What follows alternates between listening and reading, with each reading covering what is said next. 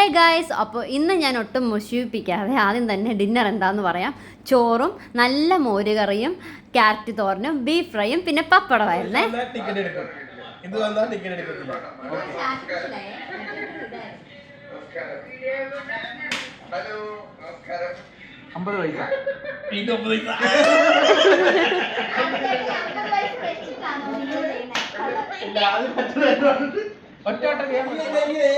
Okay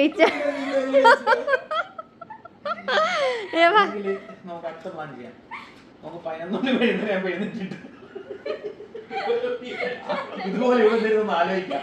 അപ്പൊ 2 മണിയാവും. എന്നിട്ട് നമുക്ക് എങ്ങോട്ടെങ്കിലും പോയാലോ? അപ്പൊ വെയില് മാറും. ദൂരെ എവിടെയും പോയി കുറച്ചേരം കടലിലൊക്കെ കിടന്നു. അല്ലെങ്കിൽ ഞങ്ങൾ